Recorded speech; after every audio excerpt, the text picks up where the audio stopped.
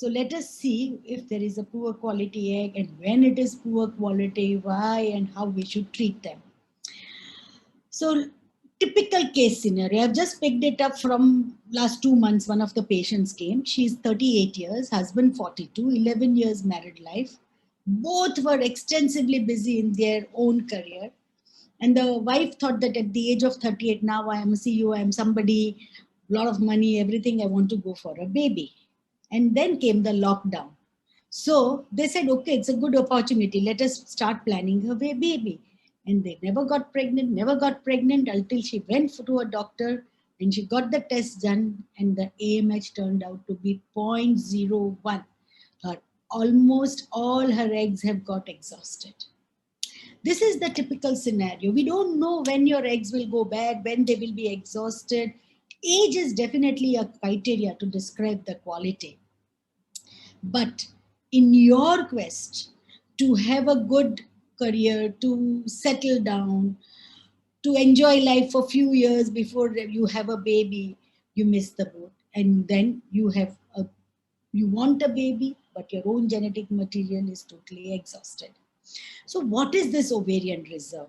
It refers to the egg quantity and to a certain extent quality or the reproductive potential, and it impacts a woman's ability to conceive. We know that to have a good embryo, we need egg, we need sperm.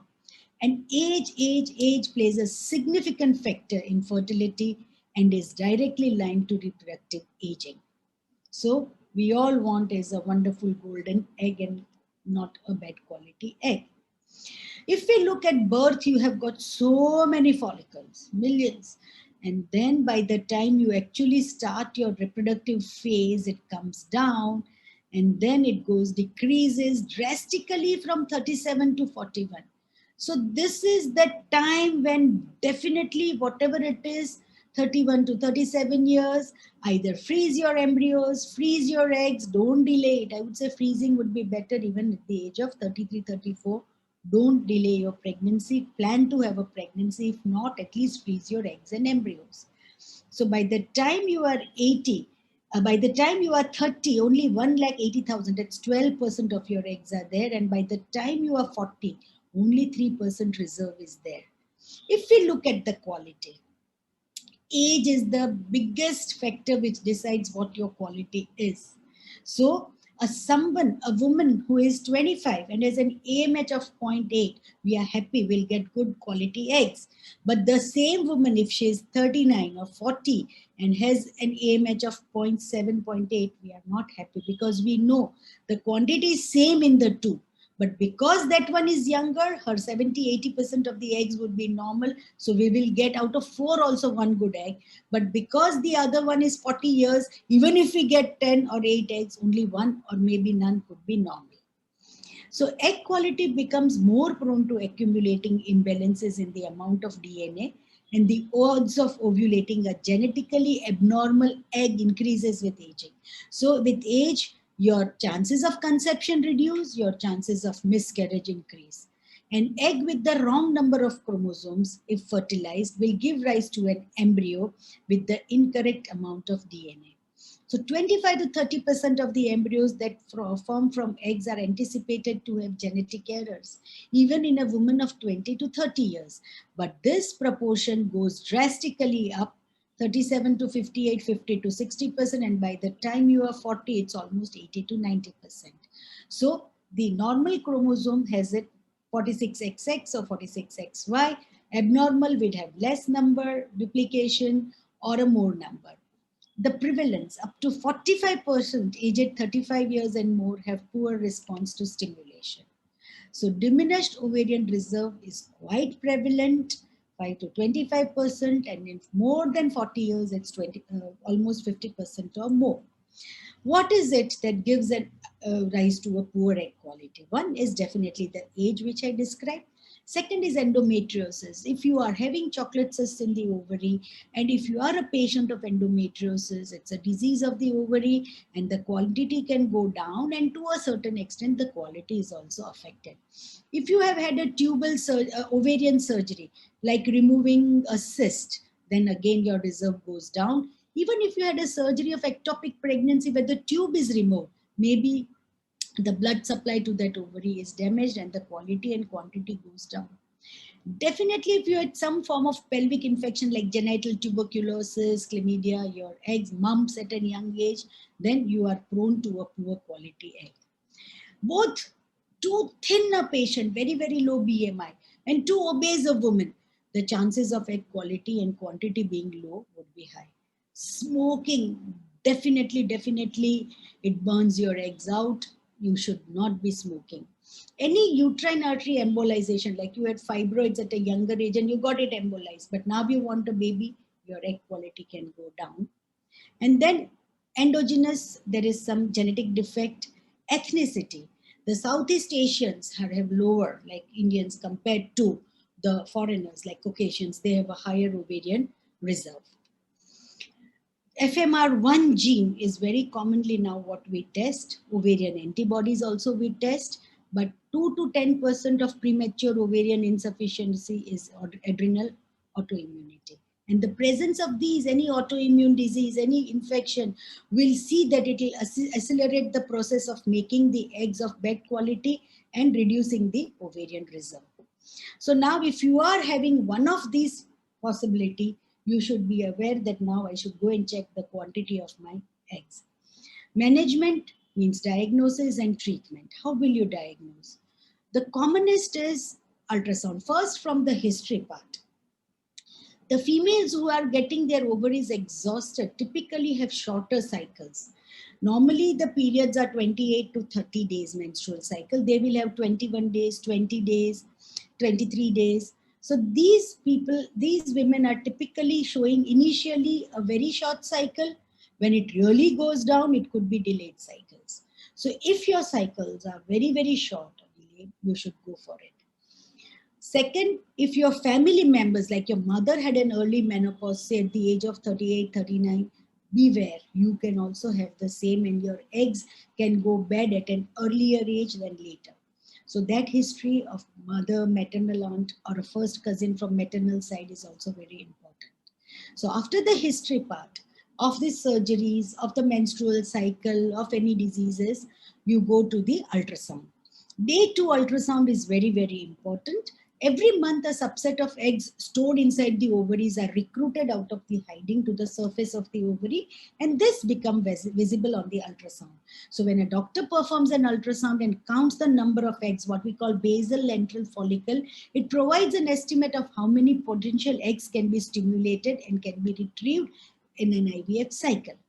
Anti-Mullerian hormone is a blood test, can be done at any time of a menstrual cycle. It is produced by the cells that line the follicles. Higher the egg quantity, higher the AMH level. So typically at 25, it is 3.5, but by the time you are 40, your normal is 1 and 45 is 0.2. And poor responders at any age, if your AMH is less than 0.7, you are a very poor responder. Maybe you need an aggressive treatment, and if everything fails, egg donation. If you are in the category of 0.7 to 1.5, you will require more aggressive treatment, higher dosage of gonadotropin, and you may think of oocyte or embryo pooling. How is it tested? One is FSH. If you have low AMH and you test, your AMH can be tested at any time of the menstrual cycle, but basal FSH is best tested on day 2 or day 3 of your menstrual cycle. Day 1 is considered when you start your menstrual bleeding. This hormone, if it is less than 10, and then even though your AMH is low, your chances are better. But if this hormone has already jumped to 15, 16, then your chances of a poor response and a bad quality egg is very, very high. So when FSH level is high, it indicates low egg count, as the brain is pumping out more of this hormone to try and stimulate the ovary. There are certain other ovarian reserve tests which are, I don't think we need to mention except for what I have said now. So basal ventral count, anti-Mullerian hormone, day 2 FSH, and many a times we do day 2 estradiol. So what is the treatment? You are a patient, you know your reserve is low. You are a patient, you know your age is advanced and the quality of the egg will be low. Should we go for natural conception? Should we go for IUI? We go straight for IVF ICSI, we go for donor eggs. Let us discuss them. Before we start any treatment in such patients, if time permits, we go for pre-treatment adjuvants, we go for pre-treatment ovarian rejuvenation and ovarian tissue activation. I don't say we jump directly to the high-end treatment. If you are in a younger age group, the male factor is normal, the husband's sperms are totally normal, your tubes are patent, you have just been married for 5-6 months, you are 33, 34, you want to try naturally, fair enough. You can take your vitamins, go for natural, go for ovulation induction tracking, go for IUI. You are just 26, okay, we can do natural IUI, but then go for the IVF. But if you're 38, you're married for 6 months, no need to wait for your IUI or natural try. Go for IVF, try to collect more and more embryos, freeze it, and then go for a transfer. Because we know that 70%, 60% of your eggs and embryos are abnormal. The pre-treatment, one of the favored one right now is DHEA tablet, 25 milligram 3 times a day for at least 3 to 4 months, at least 2 months, because 70 days is the time when that primordial pool of follicles are coming up for the retrieval after 2 months. Antioxidants, that is any coenzymes that you take will help you. Testosterone gels are available. We start 70 days prior to your IUI or IVF cycle. Growth hormone injections, this can be given along with your stimulation for IVF or can be started 2-3 days before and continued all throughout. Then LH hormone along with FSH. Aromatase inhibitors we give 1 month prior also. Steroids also we give 1 month prior, and baby aspirin. But this is customized. Not everybody needs everything. Each particular patient will have a different protocol to get the maximum number of eggs. What is DHEA? There are 2 meta-analyses published that it significantly improves pregnancy rate and that higher ongoing birth rates, pregnancy rates and birth rates are there. It is increasing steroidogenesis. So the follicular atresia, the eggs which go dead become less, and there will be increased number of active oocytes, what we need for fertilizing the egg. Antioxidants is coenzyme 10. Any coenzyme 10, 100, 300, whatever is available, you should be taking it. Testosterone nowadays, good gels are available. It's a local application on the skin. You just wash your forearm, dry it, make one application, proper application, pump it, and then allow it to dry for 15 minutes. 70 days before you can do it. Pregnancy rate and live birth rates are definitely better in advanced stage. Growth hormone, these are injections available, 4 units, 8 units. Sometimes we give some 4, sometimes we give 8. It is definitely helping women with low ovarian reserve.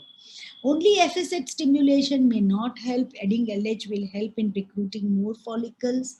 And the androgen which we give will stimulate the early stages of follicular growth and increase the number of pre-antral and antral follicles.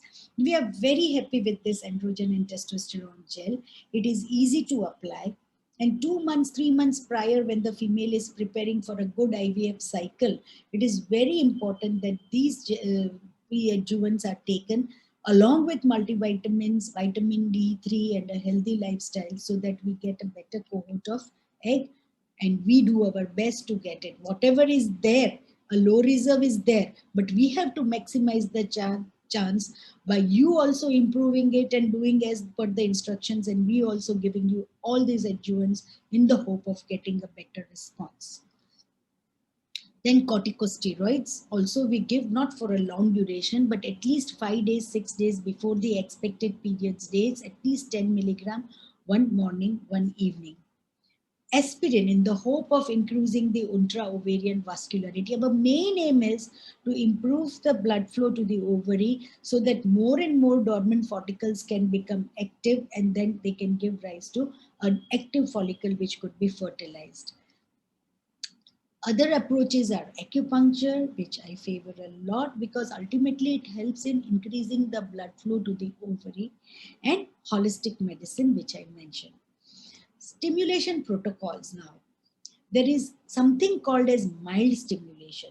When your AMH is low, when your reserve is low, when your basal antral count is low, I don't need to give a huge amount of FSH and LH, because whatever I'm going to get is those 2 or 3 or 4 follicles that I'm seeing. So mild stimulation can be a clomiphene citrate 100 milligram from day 2, and then add on the HMG from day 6, 7, 8. So your injections minimize. Your cost reduces that way, and the quality of egg is good. If you give pump in a huge amount of HMG, a huge amount of FSH, huge amount of LH, the quality of the egg could be granulated. It may not be good. So it is better to give a milder stimulation. You can do conventional IVF also, but the requirement in the hope that I give 450 and I'm going to get good number of eggs, no. Whatever is your basal antral count remains the same. Andro IVF is a new protocol which we follow a lot nowadays, especially when we are starting an IVF for a poor ovarian reserve. Our first thing is we tell them that your BMI, your age, and your antral follicle count and AMH is this. So your chances of getting eggs are low, both in quality and quantity. So how do we maximize? Don't rush for the cycle.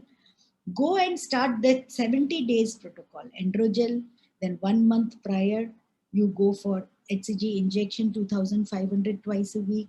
You can also add letrozole daily 2.5 milligram one. And then 5 days before the expected period, start the estradiol tablet one morning, evening, and steroid 10 milligram one morning, evening. And then as soon as you get your menstruation, stop the gel, stop the estradiol, stop the prednisolone, and start with the stimulation. This could give a better cohort, a little larger number of eggs. And then what we nowadays prefer for such patient is do 2 stimulations. It is said that you have follicles coming just after your periods, and thus just after you ovulate, there is another wave of follicles that are coming in the ovary. So in one cycle, we try to maximize and get the number of follicles, because we have seen that every cycle you stimulate and then you collect. It's better that in one cycle. The advantage is the second stimulation which we do in luteal phase can give a little more number of eggs, can give a little better quality eggs and more euploid embryos. You can either do it with FSH LH antagonist and a trigger of GnRH agonist. Again, we have retrieved your eggs. You don't need to menstruate. 4 days later, we start the injections wherever you are and call you for the second retrieval. The same cycle, to make it cheaper and more effective, we can do a clomiphene citrate, 3 days, 5 days. Then on the 6th, 7th, and 8th day, we can give the HMG, give a decapeptyl trigger, do the retrieval. 4 days later, again you start with the clomid. So that in one cycle, you get the advantage of the follicular eggs and the luteal phase eggs, especially women who have a shorter window, whose eggs are getting exhausted, who are advanced age, or in case of fertility preservation when somebody has got cancer or endometriosis patients, we would do this. So Duostim is proposed to get a good quality and better number of eggs with patients who have a lower reserve.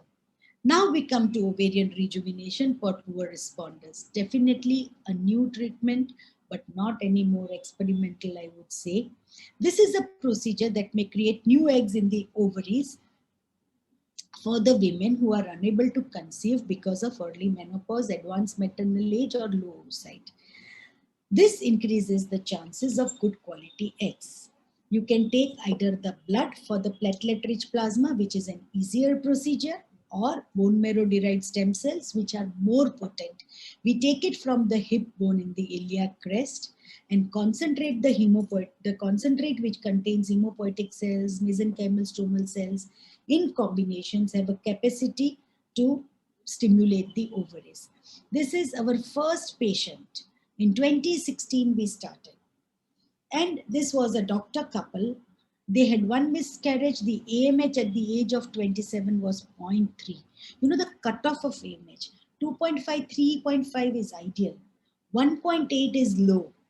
Then 0.3 is the cutoff where beyond this, nobody would want to even try. This particular patient, we said we'll do this ovarian rejuvenation because your AMH is low. It can reflect on a poor quality and quantity of egg. Your age is by the side. So we took the blood We prepared the platelet-rich plasma and we injected both the ovaries transvaginally. 3 months later, with a simple treatment of IVF, IUI, she conceived. She delivered this baby and she again naturally is pregnant when you see in this picture. Similarly, there was another patient of 34 years, 0.95 AMH, husband has Parkinson's disease, and so the semen parameters were very, very poor. First cycle we tried in 2017, just the eggs did not fertilize, they arrested. Second cycle, we could get just one poor quality embryo, which we transferred negative result. Patient was disheartened. You know, if one egg is stronger or the sperm is stronger, they can to a certain extent compensate for the subfertility of the other gamete. But here both were bad. So we suggested ovarian rejuvenation and she agreed to it, which was done on 5th January. And then she was given treatment for this. She came here for egg retrieval in July. 4 eggs retrieved in first cycle, 2 fertilized. Back to back, we did the second cycle, 7 eggs retrieved, 4 fertilized. We could get a blastocyst also, and this lovely baby was born. She was from USA, and this patient from UK had 2 failed IVF, 2 PNRS. They said the quality of egg is not good. The AMH was okay. The husband found out that we are doing this procedure. They had suggested egg donation.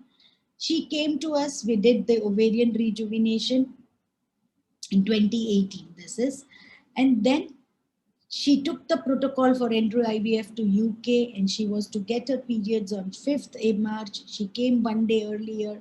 She never got her periods and she was naturally pregnant. Here we took the blood platelet-rich plasma and this was injected laparoscopically. This particular patient, very young girl who was working in a radiology department, because of irradiation, whenever you are prone to getting irradiations, try to protect your ovaries. There is a pelvic shield, but she did not take proper care. We did her ovarian rejuvenation and her menstruation that had stopped has started again.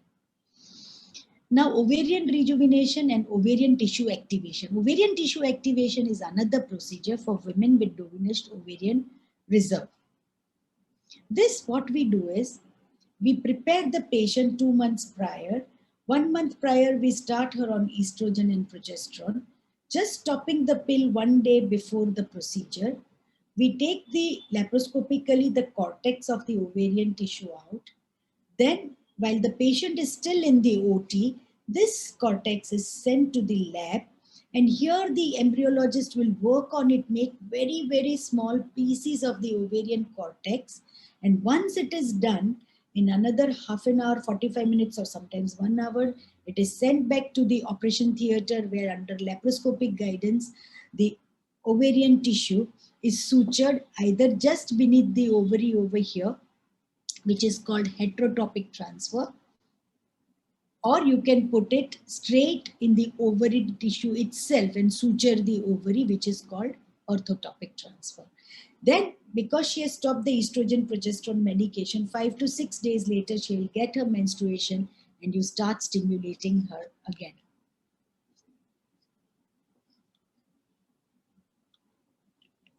So, we have this particular patient. She is 35 years of age. Her AMH was 0.35. And she agreed to get this ovarian tissue activation done. Normally, in one ovary, we do ovarian tissue activation, and the other ovary, we do ovarian rejuvenation. Bone marrow is ideal, but if the female is afraid, we can go for platelet-rich plasma in the blood. The bone marrow is also retrieved after giving general anesthesia, so there is no pain. We try to keep the patients very, very comfortable. And then because of the lockdown, she could not come earlier. In December, she came with an AMH of 0.82, IVF done, and we got a positive pregnancy outcome in January. There's something now new coming up now. 3-parent baby, already 25 such babies born in UK. Here what we do is we stimulate the female with low ovarian reserve and get her eggs. We also stimulate a donor, and then the donor's oocyte nucleus is removed, because 90% of your DNA material is in the nucleus. The mitochondria has very less of DNA material. So if you want your genetic material to go to the baby, 90%, you just have this donor egg, remove the nucleus, insert your nucleus inside, and then you fertilize it. Or with the husband's sperm, we fertilize the donor eggs, we fertilize the egg of the patient who is old. And once it is fertilized, the two pronuclei are taken, and then the donor one is thrown away and your 2PN is inserted in donor. Because this cytoplasm in an advanced age is very weak, the mitochondria, and that we get a strong from the donor, which has hardly any 10% genetic material. Your nucleus will go in, so the baby will reflect your DNA material. The last option, which I'm sure people would not want it immediately, but to be practical, yes, and someday if nothing works, this helps. And this is IVF with the donor eggs. So can we improve the ovarian reserve? Yes. Don't let your fertility go up in smoke. Smoking more than 10 cigarettes, faster loss of eggs, more ectopic pregnancy, more IVF tries, and more recurrent losses. So give up your smoking. Learn to manage your stress. In this hard pressed lifestyle, stress is the biggest culprit. You don't know how it acts to on all your organs, and believe me, ovary will not be spared. So try to meditate. Try to just remove that stress once your work is done, because you want to save your ovaries, you want to save your oocytes. Go for any activity which is a stress buster for you, like watching a movie, going to gym, going to a restaurant, but try to get the stress off. Healthy lifestyle, very important. Late night parties, your sleep habits are not good, your diet habits, like any junk food you will eat, you don't have a proper plan for diet where there is carbohydrate, where there is fat, where there is proteins, everything put together is very, the Mediterranean diet itself is very good. The olives and the greens are very good for the ovaries.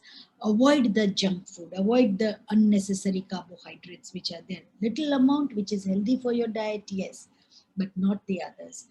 So these diet materials are very important, dietic food, to help you get a better ovarian reserve.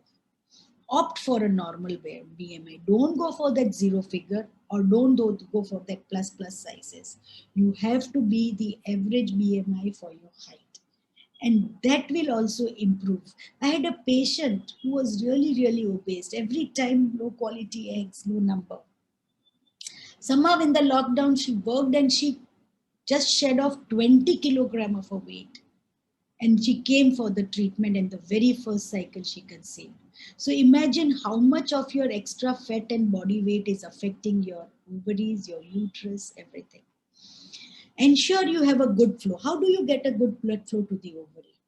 Aerobics, very good. Any high impact exercise. You go for jogging, that's very good. You go for acupuncture, that's very good. So high impact exercise which increases the ovarian flow really helps in improving the quality of the eggs. Supplements, yes, essential supplements are very important. Folic acid, we all know we want to prevent any malformations also. Vitamin B6, vitamin C, vitamin D, very important, vitamin E, then selenium, iron, and omega-3 fatty acid. Folate is a water-soluble vitamin found in greens, vegetables, grains, and potatoes. And together with B6 and B12, folate decreases the homocysteine level. Homocysteine should not be high. Can we improve ovarian reserve? So the frozen future. Beauty has no age. You can be as pretty as at 70 as you were in 17, but fertility does. Use in preserving fertility, normally we do the oocyte freezing for this, but you know your biological clock is ticking. Had that CEO, the career lady, come to me at 34 and said, I'm postponing my pregnancy till 38, just check me, is everything okay? I would have told her that your ovaries look small, better freeze your eggs or embryos and then come to me at 38 to have your baby. But she never thought of it. So create this awareness. Don't think that everything is fine, I'm superb, I'm healthy, I'm slim. No. Go get your ovarian reserve checked, and if you are delaying your pregnancy for any reason, freeze your eggs or freeze your embryos. best age before 32, but at least before 35. After 35, you can do it, but the results will not be equally good. It will allow you to egg freezing, postpone your pregnancy as much as you want without significant decrease in your ability to conceive. So these are how the fresh eggs, and these are the frozen embryos and frozen eggs, and how they created embryos out of it. So with this, I'll give you some take home messages. The older you get, you have low ovarian reserve. But poor ovarian reserve can affect the young women too. You are blessed, young women, because age is by your side. But remember that you have to work towards it to get the best quality eggs as when you are young. Possible reasons are any medical treatment, any surgical treatment, chemotherapy, environmental toxins, unhealthy lifestyle. Certain diseases such as endometriosis or a dermoid cyst has been removed can contribute to poor ovarian reserve. Early testing is a must. Go and get your eggs checked by an ultrasound, by a blood test like anti-mullerian hormone, FSH level, especially if you had any such history in the past. And it can occur to anyone at any age, but scientific developments like IVF, rejuvenation, and egg donations are our savior. So, with this, I would like to say that yes, we should help ourselves to get better quality egg and better quantity of egg. Go meet your gynae, take your advice, and start doing accordingly. Thank you.